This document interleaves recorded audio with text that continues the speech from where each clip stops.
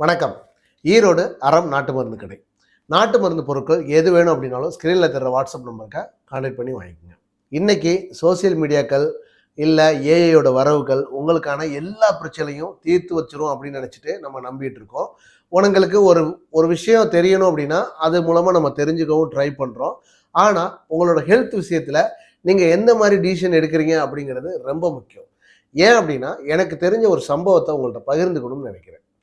எனக்கு நெருங்கிய ஒரு நண்பர் கிட்டத்தட்ட ஒரு 6 மாசமா அவர் என்ன பண்றாரு அப்படின்னா, கேஷ் ட்ரபிள் பிரச்சனை இருக்குன்னு மெடிக்கல்ல மருந்துகளை வாங்கி சாப்பிட்டுக்கிட்டே இருக்காரு.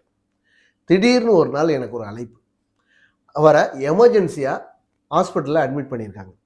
என்ன காரணம் அப்படின்னா, அவருக்கு ஹார்ட் அட்டாக் ஏற்பட்டிருக்கு.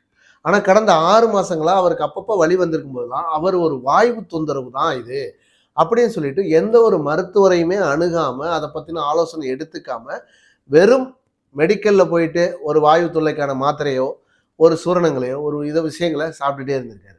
அது அப்போதைக்கு குறைஞ்ச மாதிரி அவருக்கு ஒரு ஃபீலிங். ஆனால் அப்பப்போ அந்த தொந்தரவு இருந்துகிட்டே இருந்திருக்கு. இதை பற்றின அக்கறை எடுத்துக்காதனால கடைசி நேரத்தில் அவருக்கு இதய ஆப்ரேஷன் பண்ண வேண்டிய ஒரு சூழல் உருவாயிடுச்சு. மிகப்பெரிய ஒரு எமர்ஜென்சியான சுச்சுவேஷனில். இங்கே தான் நம்ம ஒரு விஷயத்த கவனிக்கணும்னு நான் நினைக்கிறேன். நமக்கு ஒரு பிரச்சனை இருக்குது அப்படின்னா கண்டிப்பாக நீங்கள் முதல்ல உங்கள் வீட்டு வைத்தியமோ கை வைத்தியமோ ஏதோ ஒன்று செய்யலாம். அதுக்கு அடுத்தபடியாக நீங்கள் நாட்டு மருந்து கடைகளில் வாங்கி சாப்பிட்றதா இருக்கட்டும், மெடிக்கலில் வாங்கி சாப்பிட்றதா இருக்கட்டும், ஒரு ஆலோசனையை நீங்கள் ஒரு சிம்பிளாக வேறு வழியே இல்லை அப்படின்னா கேட்டுக்கலாம்.